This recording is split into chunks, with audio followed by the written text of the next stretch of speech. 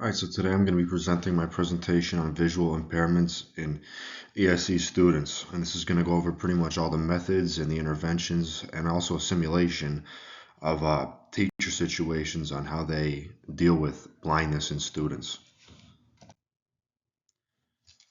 So a little bit of background knowledge is that a visual impairment is any medical condition that affects a person's vision, and these medical conditions are not treatable. So there's for example, blindness is obviously not treatable because you really can't wear glasses if you're blind, and glasses aren't really going to help somebody if they use them if they're blind. So somebody who's legally blind, who needs glasses because they have blurred vision are not the same thing. Obviously, the most common kind of visual impairment is blindness, and the symptoms include difficulty reading, abnormal eye movements, and sensitivity to light. And the causes of visual impairments can be an individual can be born with them, which would fall under the genetic history of visual impairments. Trauma to the eyes and medical conditions may include glaucoma, macular degeneration, and diabetic retinopathy. In ESE students, uh, they have limited social interactions with their peers because of their disability. Not in all cases, but in some cases. This can cause these students to not learn at the same pace as their peers. And these students, not really may, but they are going to experience trouble reading and writing because of their blindness. Around 0.1 to 0.3% of ESC students suffer from visual impairments.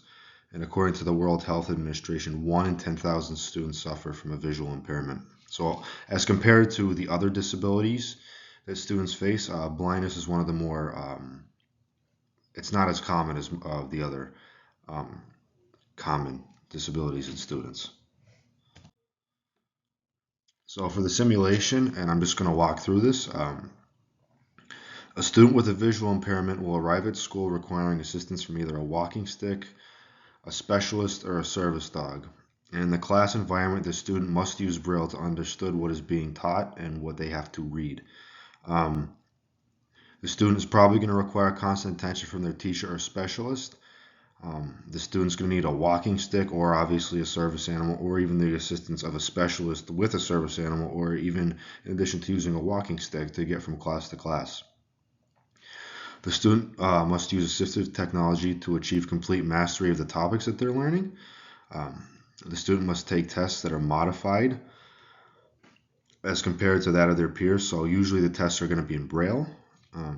The students must be driven home by either a parent or must ride on a bus designed specifically for ESE students.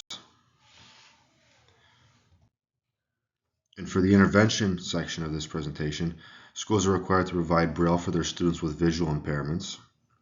There are also schools that specialize in educating blind students, but many parents don't choose to send their children to these schools. Teachers are encouraged to implement technology that will assist their blind students. Auditory learning, for strategies, auditory learning, verbal instructions, and avoiding hand gestures, obviously because the student isn't going to be able to see the hand gestures.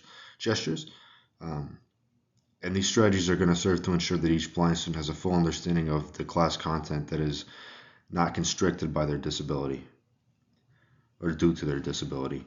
The goal is here to develop an understanding of class content through the use of Braille to support the mastery of all required general education topics, as well as to foster positive social and emotional support to blind students. In terms of the IEP and 504 plan, students are monitored by a specialist but are encouraged to maneuver through their school independently with either their service dog or walking stick. And students are typically monitored by special education teachers or paraprofessionals. And usually the IEP is going to be applied to somebody with a specific learning disability, like ADHD. But there are certain cases where blind students do need an IEP or a 504. And it is typically needed because blindness is seen as a learning disability. And the resources for the parents are the National Federation of the Blind, and this is going to give them support and educational materials for their visually impaired child. Number 2 is the American Foundation for the Blind, which advocates for the families of visually impaired children. Number 3 is the Braille Institute, which provides an online library of books for blind students. Number 4 is the American Council of the Blind, which gives training resources for parents of blind children. Number 5 is Bookshare, which provides educational resources for individuals with vision impairments. And the resources for teachers are a lot similar to the resources for the parents. It's probably a lot of them are the same. And then we're going to go down to the references and notes. The National Federation of the Blind, in addition to what has initially been stated, offers support to blind students and provides information on the use of Braille. The American Foundation for the Blind emphasizes inclusive technology, helps to develop policies for teaching of blind students. The Wittgenstein Teaching Students with Visual Impairment Strategies for Success Educational Review describes differentiated instruction and recommends intervention from specialists. The Schultz-J and Zickel L. Blindness and Low Vision Strategies for the Classroom Journal of Visual Impairment and Blindness emphasizes the fine line between students who are legally blind and those with low vision, and it emphasizes the training that teachers must go through to teach blind students. Thank you very much.